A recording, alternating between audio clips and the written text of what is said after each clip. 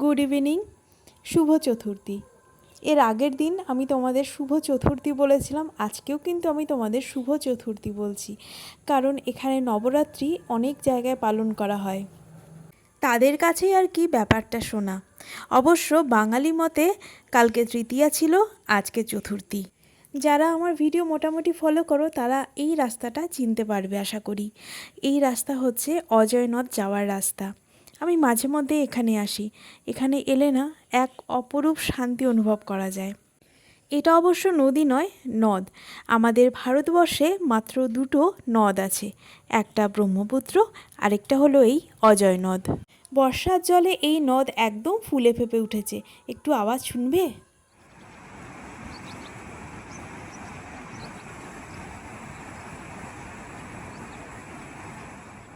অজয়নদ থেকে ঘুরে এসে আমরা এলাম আমাদের পুজো মণ্ডপের প্রস্তুতি দেখার জন্য।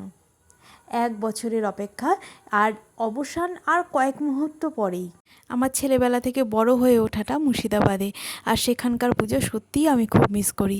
ভাষায় হয়তো প্রকাশ করতে পারবো না সেই দিনের আনন্দগুলো। তবে জীবন পরিবর্তনশীল, আর এই নতুন জায়গার পুজো আমার সত্যি মন ছুঁয়েছে। তোমরা সকলে ভালো থেকো, সুস্থ থেকো। তোমাদের সঙ্গে আমার এভাবেই আরও অনেক গল্প হতে থাকবে। আমার এই নতুন জায়গার পুজো নিয়ে তোমাদের সঙ্গে খুব তাড়াতাড়ি হাজির হব।